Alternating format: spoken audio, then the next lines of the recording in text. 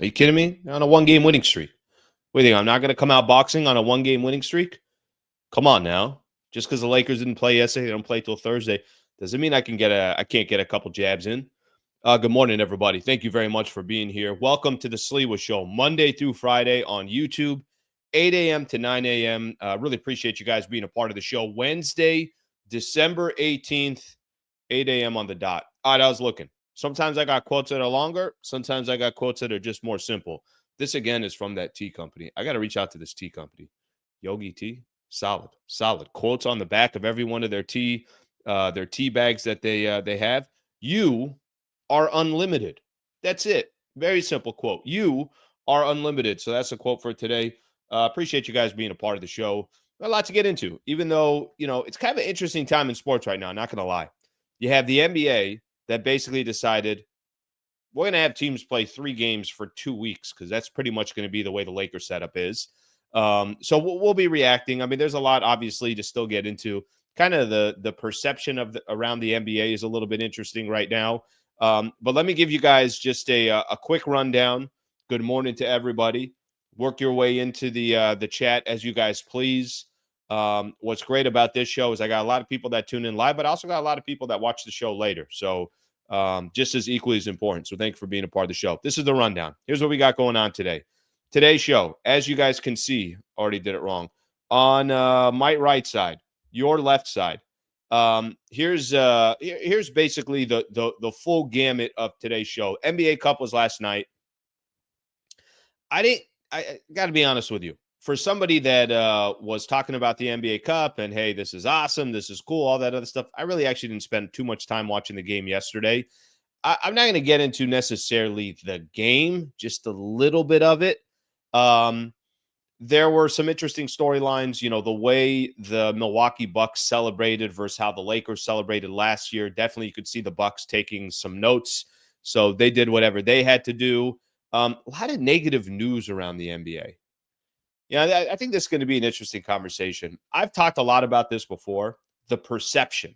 What is the perception? What's the perception of the Lakers front office right now or the Lakers franchise right now?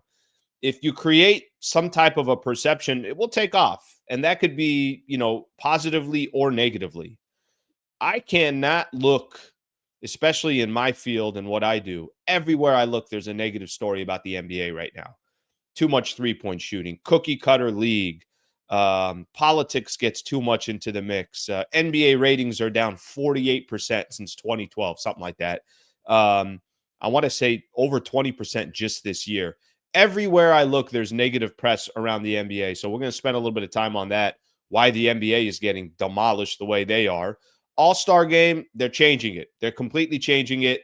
They're going to go to a completely different format. Kevin Durant doesn't like it. I'll give my thoughts on that. I was listening yesterday. There were some clips. Rob Parker and Kelvin Washington do a national show on Fox Sports. Rob Parker lost it about the concept of the All-Star game changing. Does anybody really give a rat's ass about the current All-Star game? Because clearly the players don't. I didn't understand why he had such a passionate take on that. NBA trade rumors, it is further and further we get into this, and Jeff Fisher was nice enough to come on the show yesterday. Jake Fisher was nice enough to come on the show yesterday. But I think we're getting further and further away from, if you think a blockbuster's coming for the Lakers, that ain't happening. It's definitely not going to be, Brandon Ingram or a Jimmy Butler or something like that. There's an interesting article today that came out around MLB injuries and a lot of these pitchers. And clearly, I mean, listen, if you're a Padre fan, you saw Musgrove get injured. If you're a Dodger fan, you've had guys shelved for basically, it seems like every couple of years, there are 2 different starters that are on with some type of an injury. So I want to get into that article. Cody Bellinger is a Yankee, and then we got Astley at the end. So thank you very much for being a part of the show. A lot of previewing there. Got a lot of topics today. Enjoy your cup of Joe this morning. What is this cup? I got this mug that I've had for a while. What do we got here? Two Harbors, Catalina Island. Now, it's not a coffee shop. It's just literally a mug. So today's actually tea, no coffee. I'm going to have to do coffee a little bit later. So we'll get into that. For everybody that's saying good morning to you as well. And if you got some Asleys, throw them in. I'd love to read some of these towards the end of the show. Like I mentioned, ask Sleeves. Basically, you could ask me any question, and we'll take it from there. All right, let me look at a couple of these comments, and then we're going to get the show started. Good morning, Big Slee. Thank you. BC, why you hate on my city? BC, why you got to hate on my city? Come on. Come on now. San Diego, pretty good city. Pretty damn good city. Morning, Slee. All right, let's see what else we have here. It's all about the cup. Got to get that cup of Joe. All right. Basically, every other comment here is about some of the topics I'm going to get into. So let's get into it. All right. NBA Cup last night. Not that big of a deal. You know, I think I'm going to give the NBA credit in this. It's a freaking regular season. Guys, it's December 18th. Yesterday was December 17th. I think the NBA Cup is here to stay, and I don't have a problem with it. I think, you know, if I had issues before, the only thing I don't like, and I've said this to you guys before, don't oversell it. Let this thing just naturally, organically grow. And maybe it becomes something, maybe it doesn't.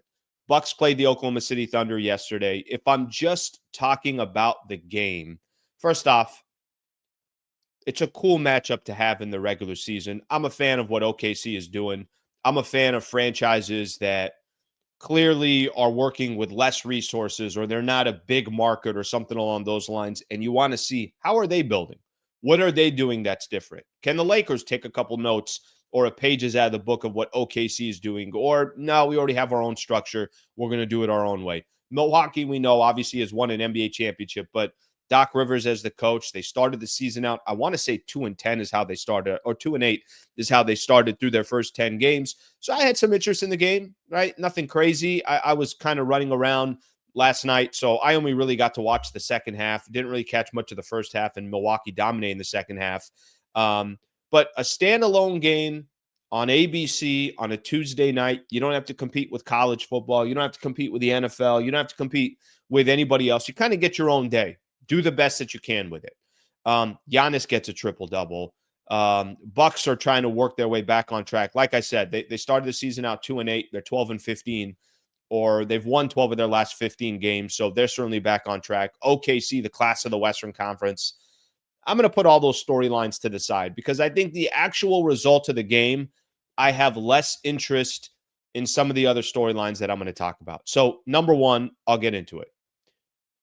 The cup is here to stay, and I do feel like it's working. And I'll tell you why I think it's working. I think it's working only because there's people talking about it. That's it. I don't really think I have another angle.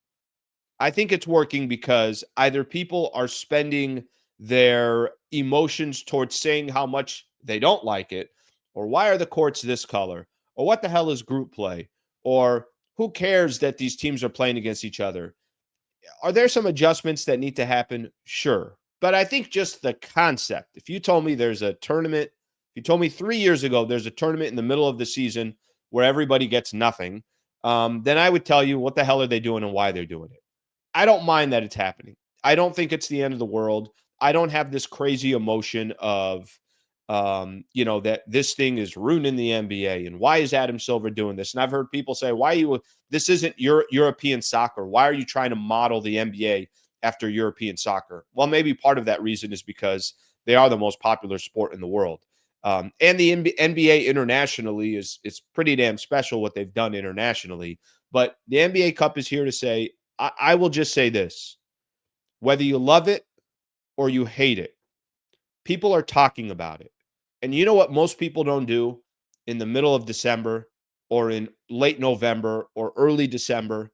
They're not talking about the NBA. There's just not that much to talk about. This gave at least the NBA a little bit of a unique microphone to say, all right, if we get them at least chattering about our sport at this time of the year, then we won.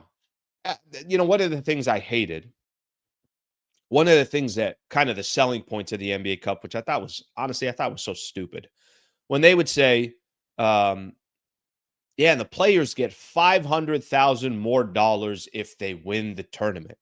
I'm like, why would I give a rat's ass whether Giannis gets 500 more G's? Or why would I care last year that LeBron and AD were going to get 500 more thousand? That's what you're selling me on, is that these millionaires are going to get even more money?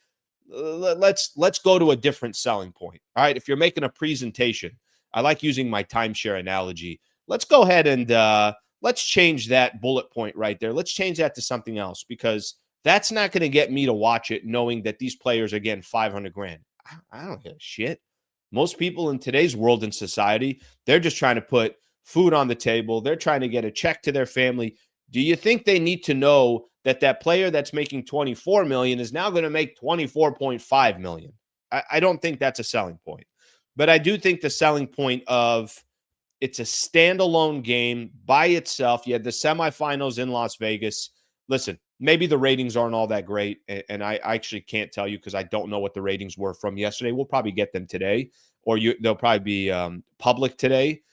I just think that there's chatter around the NBA at a time there's never chatter about. Because at this time of the year, you're talking about college football and you're talking about the NFL. And frankly, that's what usually dominates the conversation. The NBA has done a good job of trade chatter, December 15th. Okay, now these players can get traded. January 15th, it gets even louder. By the time you get to February, and the trade deadline's February 6th this year, NBA does one of the best things when it comes to social media and everything else. NBA Cup is here to stay. I don't have an issue with it. And you also don't have to like it. I think it's completely okay if people say, yeah, this is not for me. But if somebody else watches it, somebody else watches it. One of the things I did notice yesterday, see how the Bucks acted after winning the in-season tournament, how much different it was from how the Bucks acted to how the Lakers acted. I'll tell you what I mean by that. And maybe this is why I think a lot of Laker fans, at least last year, had a bad taste in their mouth about the NBA Cup. But yesterday, one of the main articles coming out was that there was no champagne celebration. And I guess I'm gonna read this here off ESPN. Bucks left the boxes of champagne provided by the NBA untouched after the game. They skipped the traditional post-game locker room celebration for a more subdued scene with players listening to music and sipping drinks at their locker room. I guess Darvin Ham, former coach of the Lakers last year, and Taurean Prince, of course, part of the Lakers last year, um, kind of encouraged, hey, I don't think we need to do all this. We were a part of this last year, and frankly, I don't know how much it helped us. Lakers went 3-10 over their next 13 games after they won the NBA Cup. I kind of like what the Bucks did. And this kind of goes back to pretending that something is bigger than it really is. The NBA Cup is not that big of a deal. It's a cool little gimmick / promotion that the Lakers are doing or that the NBA is doing during the season. But it's really not that big of a deal. Of course it's not. No, I don't think a team should be hanging a banner for the NBA Cup. But kind of like what the Bucks did. Bucks are a team that have high expectations and high goals. Maybe they can meet them. Maybe they can't. I have my doubts. But I also didn't think they'd beat the Thunder yesterday, and they kind of handled them. The Bucks are not a team that's winning the NBA Cup and saying, guys, we did it. For some reason, I thought the Lakers last year, maybe because it was the first one that it was the inaugural first cup. But what I hated watching last year, and I think the Bucks learned from the Lakers' mistake, is I hated watching last year. They celebrated like they just won a real championship. All right, probably put the champagne away here. I don't think we need champagne. The goal is to win an NBA championship. You're coming off winning a Western Conference title. And then the way the Lakers played after, I think, was the biggest frustration. It was like, okay, one of two things just happened. Did you guys just shoot all your bullets in mid-December to win the NBA Cup, and you got nothing? You got to recharge the battery for the next month? They went 3-10 after they won the NBA Cup, which eventually put the Lakers in a position where they were fighting again the rest of the regular season, which it seems like that's what the Lakers are doing, just to get into the play-in tournament. So I don't think the NBA Cup helped the Lakers last year. I do think it was interesting that you had members of the Lakers organization last year, whether Darvin Ham or Taurean Prince, kind of shift. They learned from whatever it was that the Lakers were a part of last year. And was like, yeah, let's go ahead and maybe not do champagne, maybe not make this a big deal. And Giannis, with a lot of his quotes that he had out there. Here's Dame's quote. We've shown this team we started this season as not the team that we are now. It was never who we truly were. Just got off to a tough start. Giannis had some quotes about, really just kind of focusing on the rest of the season. It's kind of a good barometer game for them. And let's move on. Talked about how they play Cleveland on Friday. So a really, really different approach from my perspective. And I'm not here trying to blame the Lakers last year. I don't think the Lakers knew what the hell was going on. I think it was just part of this. Hey, it's the first time this tournament's going on. Let's see if we can win this thing. But um, I like how the Bucks handled it with an extra year of knowledge, an extra year of kind of knowing what the hell the NBA Cup is, and also probably seeing with the Lakers, like, we got to pace ourselves. We got 82 games, and we got to be smart about it. All right, let me see some of your guys' comments here on some of this NBA Cup stuff. Let's see what we got here. A lot of comments. A lot of comments. All right. Lakers throwing out trades. Darvin Ham is a secret genius. Could be. Darvin Ham's undefeated in the in-season tournament. No one can ever take that away from him. Undefeated. I literally think he's like 14-0, if I read that right. It's kind of funny if somebody said this. I said that they get a standalone. NBA gets a standalone. You're right. There was a college football game on last night. I'm not going to lie. I went to ESPN first, and I'm like, what the hell is this? I kind of stayed on ESPN for a second. I'm like, oh, it's on ABC. So it did take me a second to work my way over there. All right, let's see what else we have here. Did anybody here actually watch the game last night? Yes, it was a good game. Listen, like I said before, I don't think you have to. I don't think you have to. Nobody should be forced to have to watch the NBA Cup or pretend like this is a big deal. If you like the NBA and you want to watch it, watch it. If you don't, then don't watch it. But I kind of think that's the beauty of what they're trying to create here. We just want, and I'm talking about the NBA looking at it from this perspective, we just want a different type of chatter that comes to the league the early part of the season. Mission accomplished. I think they've done that. All right, let's see what else we have here. After they won the Cup last year, Coach Ham decided it was time to start Cam Reddish and Taurean Prince. Yeah, that probably didn't help either. But they did. I will tell you this. The Lakers really did genuinely shoot every bullet that they had, it felt like, in the NBA Cup. And then these guys were tired for a month before they recharged their battery. I'm like, all right, well, that definitely backfired. All right, so that's my thoughts on the NBA Cup specifically, and then also just the celebration, tying that back to the Lakers. Have you guys seen, if you go right now and you type in, Adam Silver talked yesterday. So Adam Silver spent some time yesterday talking about a number of different topics. He talked about NBA ratings. He talked about the NBA Cup and how, our team's going to potentially have that home court games rather than in Vegas. He talked about the 3-point game, how it's affecting the NBA and everything else. He had a lot to talk about. And there is such a perception right now. If you go into Google and you type in NBA, I'm curious to see this myself. I kind of find myself doing this more often than not, just to see what the perception is. You'll get a lot of stuff about the Bucks winning the in-season tournament.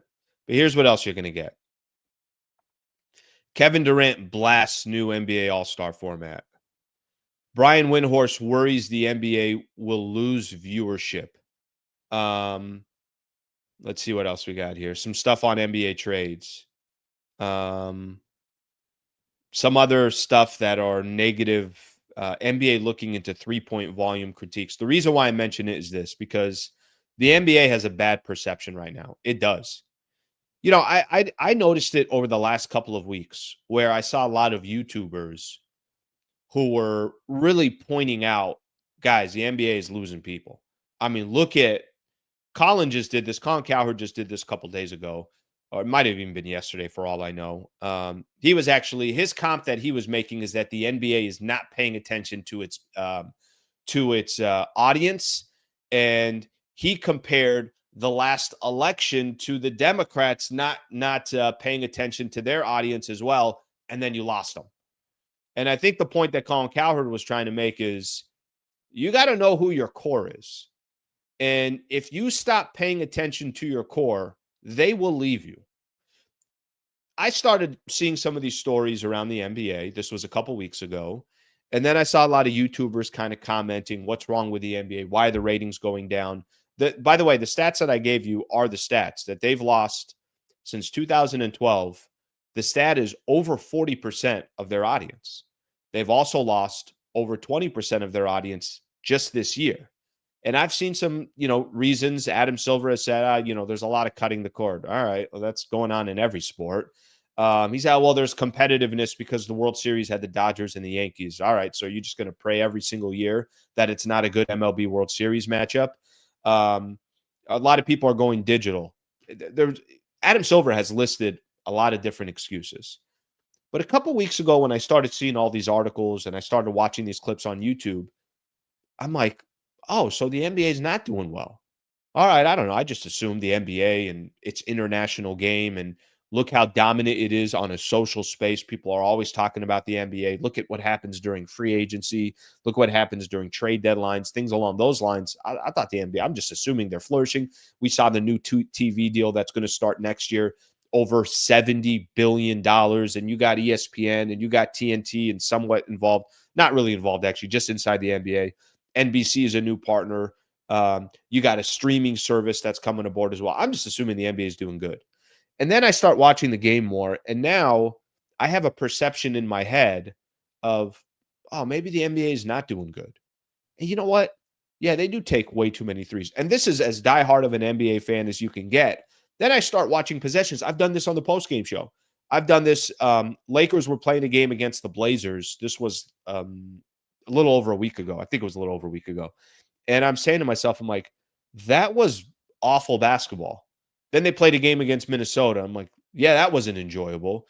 Then they just had this game against Memphis. All right, they win the game against Memphis. Maybe that one was a little bit different. But you start getting the perception that once the media or once the wave of momentum starts going towards negativity or the game isn't good or this, now I start watching the game thinking to myself, yeah, maybe the game isn't good. Adam Silver was trying to address a lot of this stuff yesterday. And, I'm going to read you a couple quotes here because I think it's interesting. I think, in a sense, Adam Silver, and by the way, now I'm hearing people say Adam Silver is the worst commissioner in sports. Now I'm hearing people say that Adam Silver is the problem. Look what David Stern did for the league. Just think a couple years ago, Adam Silver couldn't make a mistake. Everybody was talking about, this guy he tries a lot of different things. He's always thinking ahead. This guy's playing chess whenever he's playing checkers. Like that, overnight, now everybody's saying, yeah, this is an Adam Silver issue. Yeah, he doesn't know what he's doing with the league. He doesn't know where the league is going. He's not leading the league in the right direction. Now, you go look at those paychecks that are coming in. I don't know if everybody would agree with that, or at least maybe the owners disagree with that, or maybe the players disagree with that. Excuse me. But I think no matter what, there's a negative perception around the NBA right now. Let me read a couple things Adam Silver said. You know what? I'll share this with you guys. We can look at this article together. And I'll get to some of your comments. I mean, I haven't looked at the comments here in a second. And the first comment I see is basketball is completely unwatchable. All right, you're the fans. I mean, at the end of the day, if they're losing you, then they're losing their audience. Here's what Adam Silver had to say. This was an article in The Athletic. If you look at other data points in terms of our business, for example, we've just come off the last 2 years of the highest attendance in the history of the league. Attendance. We're at the point where our social media audience is at the highest of any league and continuing to grow exponentially. So it's not a lack of interest in the game. Okay? He goes on. I thought this didn't make sense. I think this hurt his argument. Silver's argument was a little softer. He said ratings are down a bit, but pointed to a broader trend of cable television viewership in double digits, are down double digits. Viewership is also down for men's college basketball, women's college basketball, and the NHL. First off, if you're the NBA and you're making comps to those three sports, you got an issue. Let me say that again, okay? If you told me that Major League Baseball viewership is down, college football viewership is down, and the NFL is down as well, then I'd say, okay, there's a problem within all of sports. Look, the NFL is down 18%. MLB is down 17%. I'm just using these. College football is down 24%. It's like, okay, well, you can put the NBA. The NBA should be with those sports. We're making comparisons to men's college basketball, which has been in decline for as long as can possibly be. Women's college basketball, which, obviously took off because of Caitlin Clark. I'm sure they're going to have to try to figure out how to rebound and who's going to be their next player. And the NHL, which the NHL is such a niche thing that I'm not an NHL fan, but it's not part of the top three. Adam Silver should not be making comps to these other sports because the NBA is not supposed to be linked with those other sports. NBA is supposed to be bigger than college basketball, bigger than women's college basketball, and bigger than the NHL. So, and he's not making comps to it. I think this is just part of the article saying, here are the other sports that are down as well. Here's the other piece that I do want to read here, and then we'll keep going here. He says, we're almost at the inflection point where people are watching more programming on streaming than they are in traditional TV. My problem is that I feel like this guy's just making a lot of excuses. The vast majority of people consume us through media, not in person. So we have to pay a lot of attention. And then this one talks about the league's new TV deals worth $76 billion over 11 years. Streaming services, Amazon Prime, and then obviously ESPN, ABC, and NBC are all included as well. Here's what I read from Adam Silver. What I read from Adam Silver were a lot of excuses about why the NBA is not doing well, why the NBA is having its issues, why the NBA is, as somebody put in here, I'm going to try to find that comment again. Somebody mentioned right out the gate, it's unwatchable. Basketball is completely unwatchable. That's from Eddie. I don't know what the solution is, and I'm not the right guy to talk to about it because I like the NBA. Because I'm going to watch the NBA. I mean, guys, I got the league pass. Detroit was playing Miami a couple nights ago, and I'm looking on ESPN and scores, and there was like 15 seconds left in the game. It was a 2-point game, 3-point game. Tyler Hero hit a 3 to take it into overtime. And I said to myself, I'm going to go watch the rest of that game. Not many people are like me. Not many people love the game of basketball the way I do and, grew up on the NBA and want the NBA. I'm not his target audience. He already has me. But some of the reasons to me why Adam Silver is listing down, well, this is the reason why, and that's the reason why. This kind of almost takes me back to yesterday. You guys remember I did that video on Magic and the Magic justifying why they didn't take Tatum. And at the end of the day, the one thing that I was hoping he would say, yeah, we screwed up on that pick. We should have took Tatum. I never heard that. And I think sometimes just owning up to whatever it is that didn't go your way or whatever it is that didn't make sense or whatever mistake that you made, just own up to it. You know what I'd like to hear from Adam Silver? And I'm not saying he's got to have he's got to ring the fire alarm. If we are down, then that's something that's on us. We're responsible for it. So it's up to us to figure it out. And I think that's the one thing that I feel like is avoided in a lot of those quotes.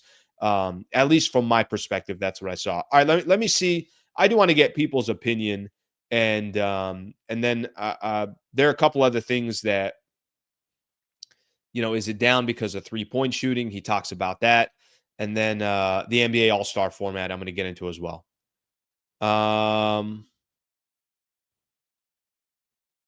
Let's see what we got here. All right, this is more on the NBA Cup. The NBA isn't fun to watch anymore. Jacking up 73s a night is boring. Let me tell you something. I really do believe this. I really feel like once the story started coming out, like, yeah, the league is cookie cutter. Not really sure where the league is going. Yeah, they're still pushing LeBron, Steph, and KD. It's like, where are the new stars? And are these stars that are really going to carry the NBA? Is Giannis, is Jokic, is Luka, is Anthony Edwards? Are these guys going to be able to carry the NBA? I don't know. You got to have some personality. There's got to be some storylines. NBA is just boring. Get rid of the 3-point line. All right, that's not going to happen. I do got something on the 3-point line that was talked about with Adam Silver yesterday. Here's another one. I think it's boring right now because it's just three after three. And then if anyone tries to go to the basket, there's a foul and or game stops 1,000 times. The stopping, the stopping is the worst thing in the world. But I talked about this after Lakers and Memphis. They took 69 free throws, and there was, that guy got elbowed. We got to go review it. Everything is a stoppage in play. That's a big part to do it as well. This is interesting from Ray. Ray says it's a YouTube world now. 10-minute clips over sitting through commercials wins. Yeah, you're not wrong about that. There are a lot of baseball games that I can watch. If I don't have time to sit through 2.5 hours of a baseball game, MLB, I know 1 hour after that game ends is going to give me 10 to 12 minutes of everything that I need. Literally everything that I need. And we could kind of cut through all the minutia. We could cut through all the stuff that doesn't make sense. We could cut through all the stuff that's a waste of time. Or maybe I don't have time. Maybe I got a job, I got a family, I got this, I got that. And I can't sit and watch 3 hours of a game and 2.5 hours of an NBA game. Now, the problem with that is, for the NBA or for the NFL, that part is not a problem. For the NFL, that's not. But the NFL, you also only have 20 games, right? If you count preseason. Okay, don't count. You got 17 games, 17 games that matter. That's it. NBA, you got 82. Major League Baseball, you have 1,488 games a year. They play 7 times a day. So those are all, obviously reasons why there's an issue. Okay, the last thing I'm going to do here on just this Adam Silver front, and then we're going to keep going. Adam Silver looking into critiques of increased 3-point volume. So a lot of people are saying on here, right, on the chat as well, a lot of people are saying, hey, Al, the issue is the game is just, it's too predictable.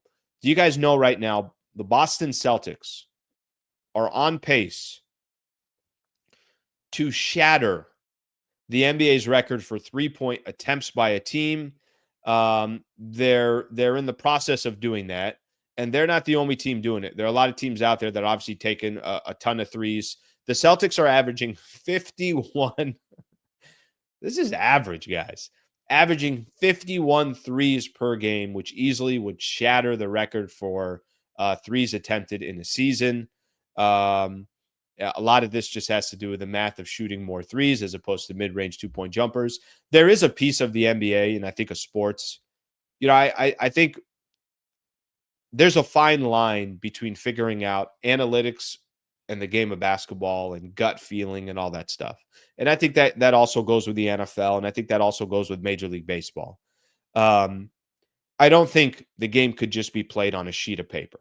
I don't. Now, the Boston Celtics won an NBA championship, but they also got a really good front office, and they have a really good head coach, and the organization was knocking on the door for years. They know what they're doing. So I don't know if you just say, well, since they started taking 51 threes, now they're a championship team. Everyone should take 51 threes. The problem with a lot of teams in the NBA and players in the NBA, you're asking guys that are not 3-point shooters to be 3-point shooters. Anthony Edwards is not a 3-point shooter. Ja Morant is not a 3-point shooter. There are plenty of players in the league that are not 3-point shooters, and you're asking. Remember last year when Darvin Ham said he wants Anthony Davis to take 6 threes a game? It's like, okay, that's a good game plan. Go ahead and take the best big man or one of the best big men in the NBA and have him be 25 feet from the basket. Part of the issue is there's one Steph Curry, and the drop off between Steph Curry and everybody else it's laughable. And then there's also 3-point shooters, and the drop off between 3-point shooters and guys that are mid-range jumpers is laughable. And now you're forcing all these guys to take threes. I think part of the reason why people say it's not good basketball, it's just analytics. Just jack up as many threes as possible. Run the same pick and roll every time, and it doesn't matter who the players are. There's a portion that I think got in from an analytics perspective that I don't think is helping the game. Adam Silver says, historically, at times we've moved the 3-point line. I don't think that that's a solution here. Basically, he's saying that even if they move the 3-point line, people are just going to move back further. He is acknowledging that there is an issue, but he also doesn't want to make some crazy knee-jerk reaction like a lot of people are suggesting. Some people are saying, cap the amount of threes you can take in a game. You get 25 a game. After that, everything counts as a 2. Some people are saying a dunk should count as 3 to encourage people to try to get to the basket more. So now all of a sudden, guys like Anthony Edwards, Ja Morant, everything else, I don't know what the NBA is going to do. I just know every direction that I'm looking at right now, people are concerned about the NBA. They're concerned. And if Adam Silver and his crew are not concerned, which I think they are concerned, I think they kind of read between the lines. They do have crazy checks coming in. So I think a part of them are probably saying to themselves, well, the check keeps coming in. And I think a lot of times it's tough to make an adjustment on things when the check keeps coming in. He says, it's my job to be concerned, but we'll see. Talking about the three-point shooting. Goes on to say, I think there was a prediction there wouldn't be any significant movement this summer. Then it turned out there was. Oh, this was on the new CBA and not enough movement. So he's addressing everything. To be honest with you, I don't know what the solution is. I just know that it is part of my job to make sure that I'm talking about where the NBA is going. And it sounds like there's just so much negative energy towards the NBA. Saw a stat yesterday that 2000 average three-pointers per game was around 18. Now it's 50 per game per team. And these are not NBA shooters, or these are not three-point shooters. That's the worst part about it all.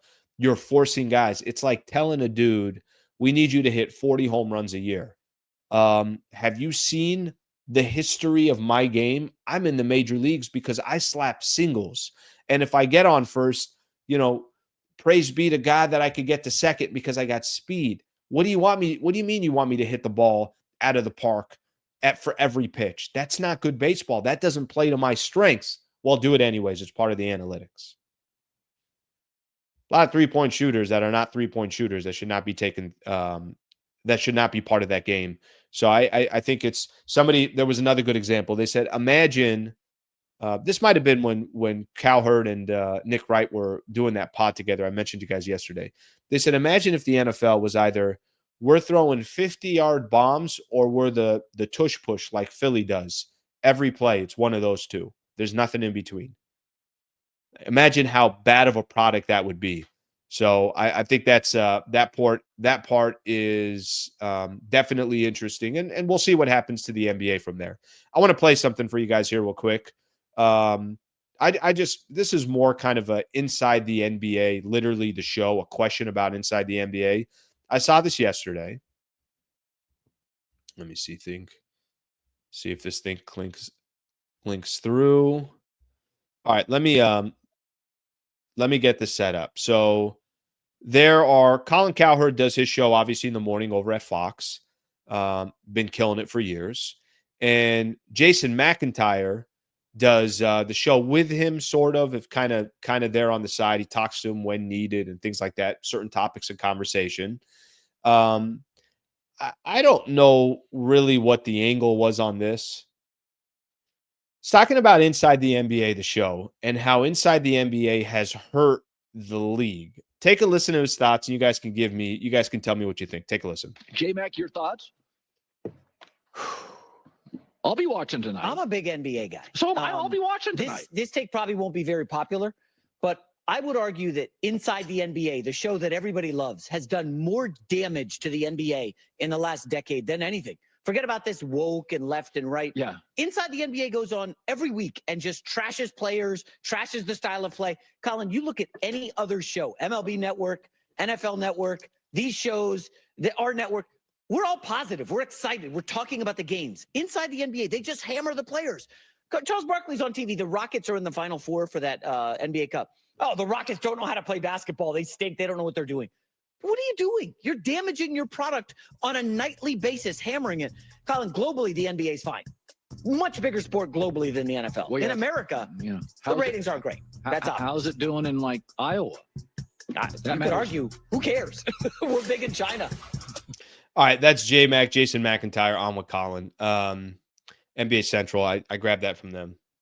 Yeah, I was listening to that, and I'm saying to myself, I've had my issues with the Inside the NBA show, and I think let me properly explain this. Here's been my issues with Inside the NBA.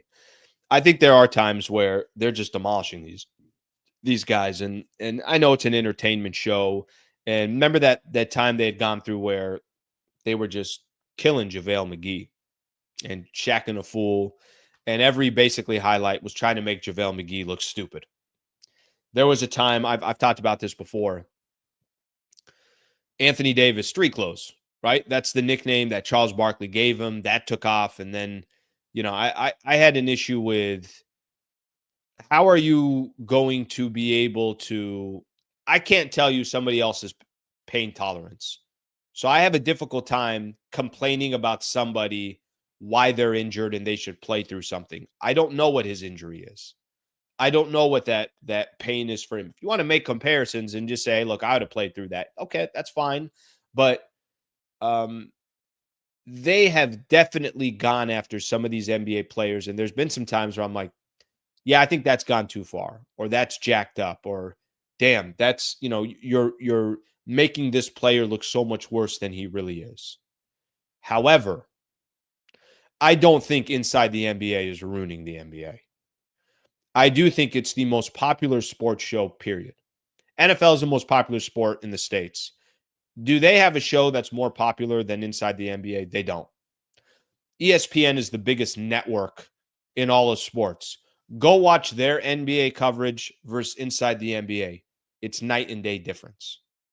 And this isn't even a knock on anybody. That's just how much better inside the NBA is. Inside the NBA, when Jason McIntyre is talking about, we talk positively about the teams. We talk positively about the sports. It's not your job to just talk positively. It's your job to be honest. And I think, one of the things that I have an issue with if I'm watching sports or if I'm watching somebody analyze something on sports, I don't need to be told this thing is, blue skies and flowers every single day. I want to be told the truth. I want to give credit where credit is due. And I want to also be critical where I need to be critical. Imagine if I came on here. Let me use me as an example in this channel. Imagine if I came on here and Lakers were getting blown out by Denver and blown out by Miami and blown out by Minnesota. And I came on here and I do my post-game show. And I said to you guys that, guys, you know what? Here's what I really liked about tonight. Max Christie had 4 rebounds. Huh? I really think this guy, the trajectory of where Max Christie is going, this is good shit. People would be like, yeah, I'm going to go ahead and not listen to that guy ever again. I'm going to go ahead and know and understand that I can't trust any word that comes out of that guy's mouth. Imagine if I was just trying to talk positively about the Lakers. You know what you would say? He's bullshitting.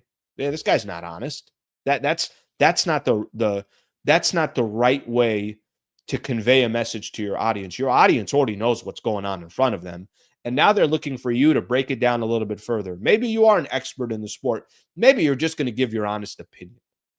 However you look at it. Inside the NBA, I think one of the things that they do better than anybody else, they keep it real. Sometimes too real. Like I said, there are times where I feel bad for some of these players. I'm like, Jesus Lord.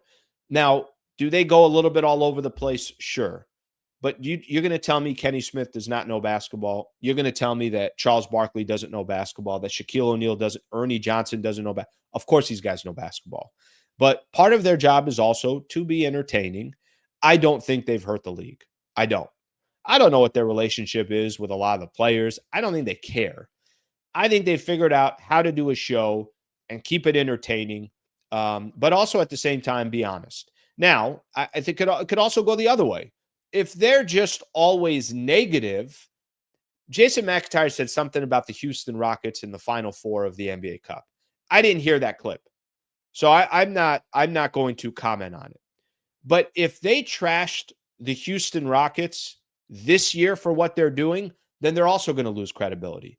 Houston's one of the top teams in the Western Conference. Ime Udoka came in there and it's like, damn, look how much further along the road they are than they probably should be. You could also lose credibility by being always negative, right? There's some sports hosts out there that have kind of made their name by just trashing players or teams or things along those lines. Well, they also lose credibility. So at the end of the day, I don't think inside the NBA has ruined the game or has ruined the NBA. I think the NBA has its own problems way past inside the NBA. It's okay to be critical. It's okay to critique. It's okay to, be honest about certain situations and players. But at the same time, I think if you do it too much, then I think you're also going to lose your credibility. So when I saw that yesterday, I thought that was an interesting conversation. Certainly, I do think that it is something that to talk about. But I definitely don't think that those guys are the reason why they're having a problem. Chuck is on TV hyping hockey. Dude is part of the problem. I need more context on that. So Westwood, I don't know if you sent something else, but if you got something else on there, let me know and I'll read it. But I'm not sure if I know the full context of what you're trying to say right there. Let's see what we got here. Interesting take. Shaq and Chuck are Hall of Fame level haters. Listen, but by that point, I don't really disagree that the guys hate. I don't think they're ruining the NBA. Again, here's what happens. If they hate enough, then you're going to stop paying attention to their angle or their points that they're trying to make. Just they're not going to have as much weight towards you because of exactly that. All right, let's see a couple more of these here, and then I got to move on to another thing. Get rid of the Euro step. What are you talking about? Get rid of the Euro step. I do a Euro step right into this chair. Every morning I get up. Okay. Here's 3 things I do in the morning. I get up. I tell the big man upstairs, hey, I appreciate everything. I brush my teeth. I brush my teeth, and then I Euro step to my seat. We're not getting rid of the Euro step. Hell are you talking about? All right. Here we got here. All right. I'm gonna. I don't really address this kind of stuff, but I'll take you guys behind the scenes a little bit. All right, here's a comment here talking about 710 ESPN. You know, I gotta be honest. That entire time that I was at ESPN LA, I was basically always had free reign to say whatever I wanted to say, literally.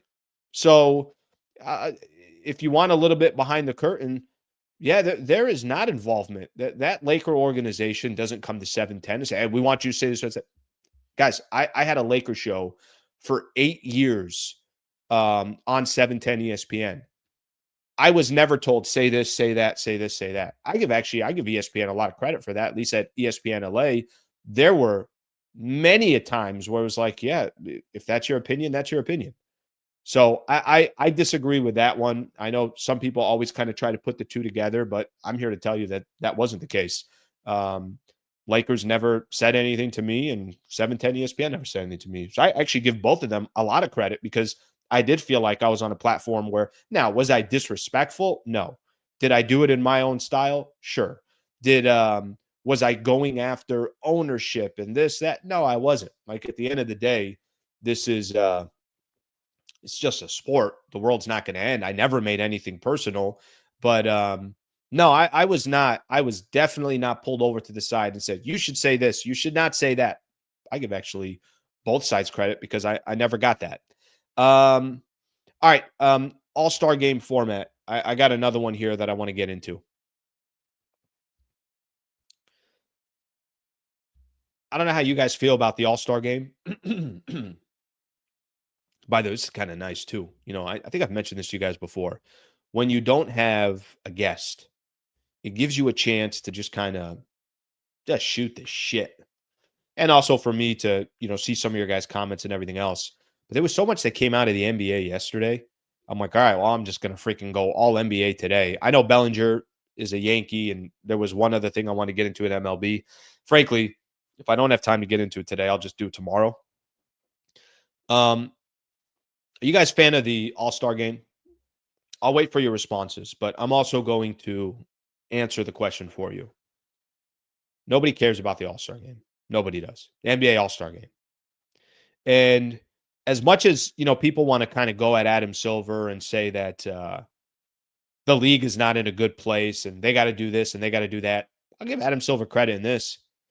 He's trying different stuff, whether it's working or it's not working. He's trying different things. NBA's All-Star game is going to be an all-star tournament. Let me just first explain what the hell that means. And then Kevin Durant gave his opinion on it. By the way, it's one of my favorite things.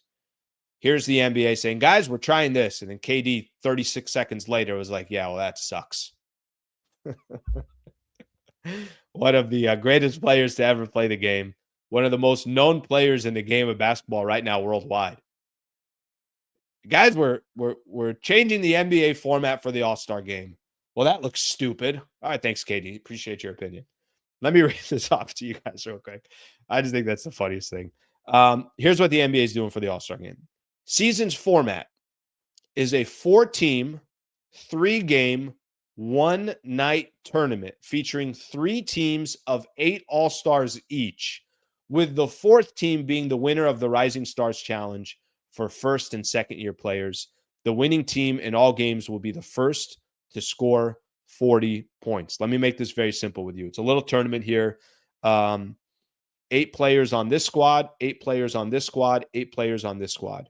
So you're basically grabbing 24 All-Stars. The same way you get 12 on the East, 12 on the West, you're getting, you're making 3 teams out of it now. Okay?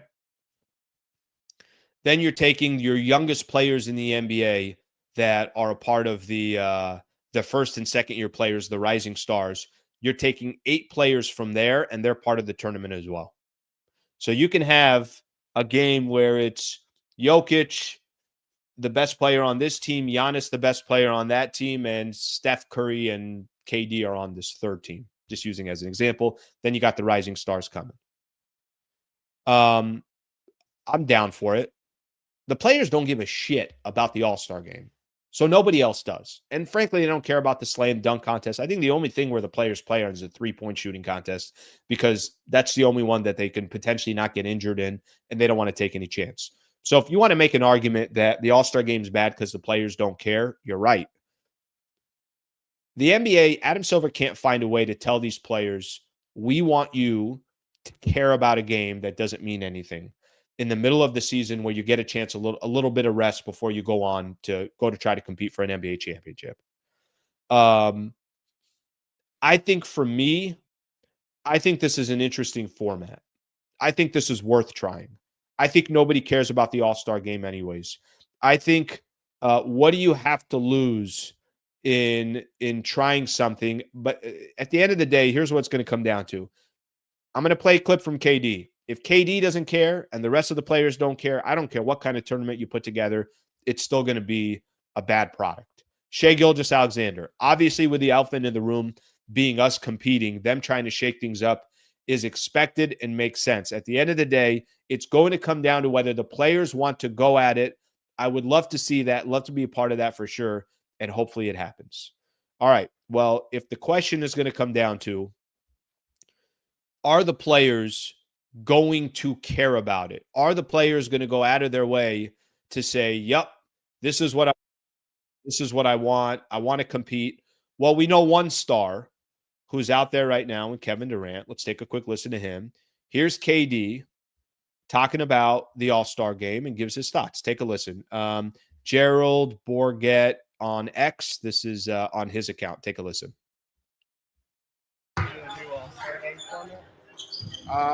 Is it like 4 different teams? Yeah, 4 teams, 6 players each. I think they're drafted by like Kenny and Shaq and Chuck, and then it's like a tournament style first to 40 points.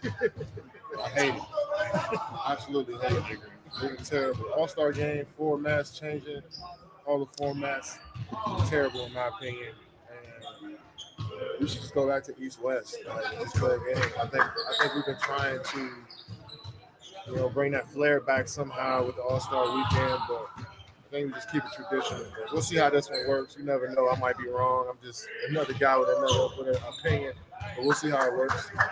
All right, I like KD's opinion there at the end. Basically saying, listen, let's see how it works. Maybe I'm wrong, kind of a little bit open to it. But here's what I think KD left out. What KD left out is, guys, we don't care about the All-Star game. Just cancel it.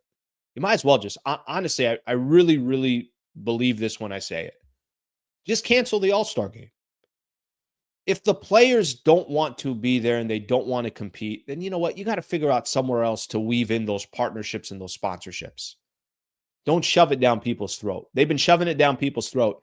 And if you can't get the players sold on it, then I don't know what to tell you. The Pro Bowl had this issue. Pro Bowl had a similar issue. First off, you're doing it after the season. A lot of the teams that are in, or you're doing it in between the Super Bowl, and a lot of the best players are playing in the Super Bowl, so they can't be a part of it. And no one's trying to go get hurt in a Pro Bowl game. These NBA players feel the exact same way. KD, I will say this. I think the thing that is funny is KD saying, let's just go East-West like we've been doing it. Yeah, but KD, you guys don't want to play that. You guys don't care about playing. So I think any format that you put in there, if the players don't care, you're going to have an issue with. I mentioned this to start off the show. So I'm watching a clip. I used to work with Kelvin Washington. Kelvin Washington was at 710 ESPN. Really, really good dude. He eventually moves on. He's at Spectrum. He's at Spectrum One. He's doing news, but he's also doing a little bit of sports. And then just recently replaced Chris Broussard with Rob Parker on Fox Sports Radio, and they're doing a national show together. Rob Parker is losing it about, why are you changing the format? Just go east through west. What are we doing here? And in my head, I kept saying to myself, I'm like, Rob, why are you defending an all-star game where the players don't care? Why are you giving so much energy towards the old format as if it's in stone and it's gold, and how can you possibly change this? Players don't care about the all-star format, so then we don't care. And because they don't care, then I'm not going to give my effort or I might watch it, but I know I'm watching a bad product. Okay. But I just thought it was funny how passionate he was about how people, how the old format is better. Nobody was watching that. None of the players cared about it. And we'll see if anything changes here. Maybe nothing changes with this format. Maybe it's exact same. And people are saying, God, this NBA, stop trying these stupid things. These are terrible ideas. Maybe it does work. I would say this: if this doesn't work, just don't do the NBA All-Star game. Just don't do it. Nobody wants to compete for it. And if nobody wants to compete, you're just putting out a bad product that you're forcing down people's throat. All right, let's see what else we got here. This isn't a Rob Parker take, by the way. So those who have opinions on Rob Parker, you put them in the comments. Right? Hell, if I care. But it's more about his comment on that. All right, Eddie, I almost never agree with anything KD says, but I'm with him. Breach. Guys, how funny is that? The NBA just printed off. I don't know why I'm saying printed. They just sent out an article. It's like, all right, distribute this to all the reporters. We got a new format in the All-Star game. And 45 seconds later, KD is like, well, that sucks. Well, this is a stupid idea. Listen, I don't know if anybody has a solution to this, but I really, really do believe this when I say it. I think the only solution is, I think you just decide, are we keeping the All-Star game or are we not? Adam Silver trying to get too cerebral, trying to make the All-Star a big thing. Sounds like a Big Three tournament. Headed to work. Go handle your biz. Go handle your biz. All right. All right. Good stuff right there. NBA news cycle. NBA struggling in the news cycle. You're right. I completely agree with you. And now I'm starting to get pushed into this. Now I'm like, you know what? Maybe the NBA is bad. Maybe these are awful ideas. Hell if I know. All right, we'll get one more comment here, and then I'm going to save, actually, some of that baseball stuff. I'm going to save for tomorrow. I got no reason to kind of force it down everybody's throat right now, kind of a little bit late in the game, so I'm not going to do that. But I do have a couple more things I want to do. I'm going to kind of promote this here real quick. Ask Lee. I'm going to take a couple Ask Lee questions. I can't go back, to be honest with you. As the show's been going on, there's been so many comments on. I mean, it's going to take me too long to find any of them that if you put in Ask Lee. But if you have an Ask Lee, throw it in now. I'll read a couple of these before the show comes to an end. Last main thing that I want to do here, there was a report that there's two reports here. Yesterday, I spent some time. Jake Fisher was nice enough to join the show, and I spent some time talking about potential trades for the Lakers, guys that they might be interested in.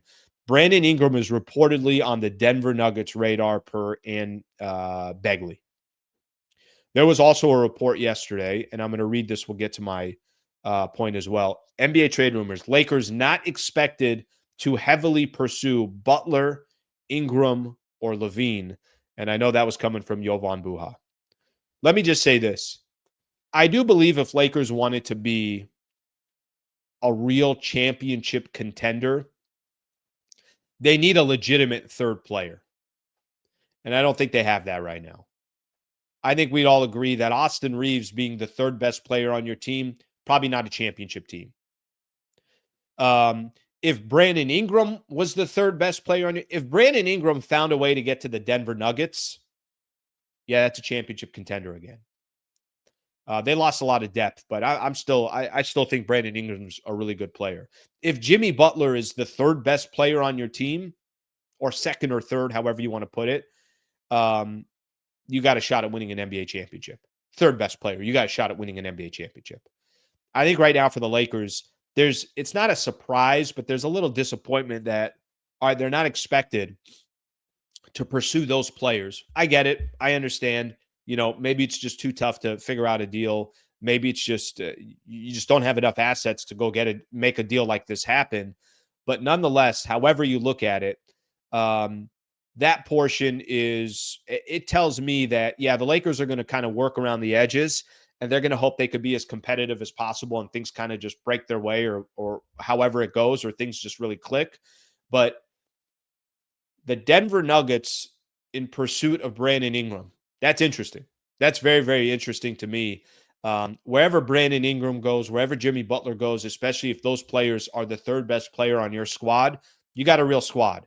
For the Lakers, they got, certainly got a lot of work to do. They got a lot to figure out, but I do think at the end of the day for them, they just got to bring talent to that team, get guys that actually work. You guys saw Jake Fisher say yesterday, D'Lo's the one that's most likely to go. All right, get rid of any pieces that you don't think are going to help you, and go try to, obviously really go try to find pieces that make sense. All right, let's get a couple of these ass sleeves and then we're going to call it a day. See what we got here. What's your favorite Robert De Niro movie? I like this because I mentioned what did I mention? I mentioned Donnie Brasco. I think because I mentioned Donnie Brasco, now there's first off, mob movies are the best. Come on. It doesn't have to be an Italian mob. It could be an Irish mob. It could be, mob movies are the best. Favorite Robert De Niro movie? Well, I'm trying to pick between Goodfellas and Casino. God, he's so good in Casino. I think I lean towards Casino.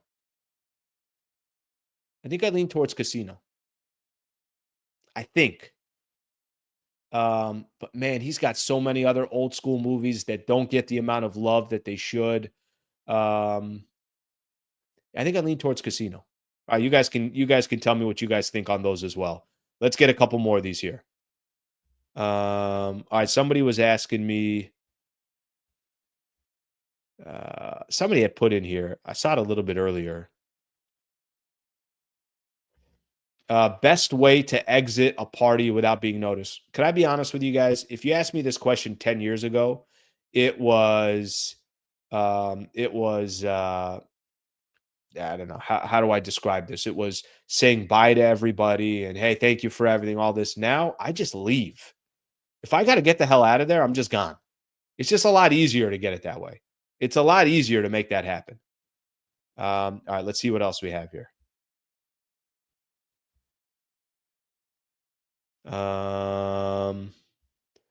We get one or two more of these, and then we're going to call it a day. Goodfellas. Goodfellas is good.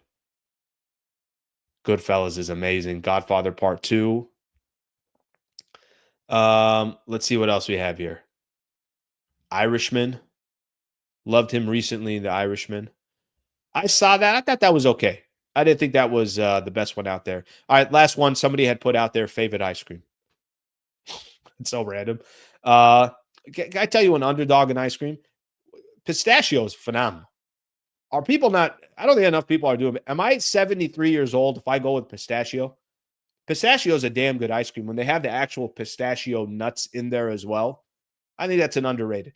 Pistachio to me is like, a team that's underrated out there in the NBA. Team that's underrated in the league. All right, my people. That's all I got for today. Hope you guys enjoyed it. I appreciate it. Guys, I'll ask real quick here if you can subscribe to the channel, if you can like the video. Really, really appreciate that. Share the video. If there's people that you think like the NBA, like Lakers basketball, will like my takes on a lot of things, share it with them as well. That will definitely help the channel out as well. Thank you, everybody. Hope you guys have a great rest of your day. I'll get back with you guys tomorrow at 8 a.m. And here's the beauty with tomorrow. We got some Lakers basketball coming up as well. So we'll go Lakers Kings after that as well. All right, guys. We'll see you tomorrow. Thank you very much.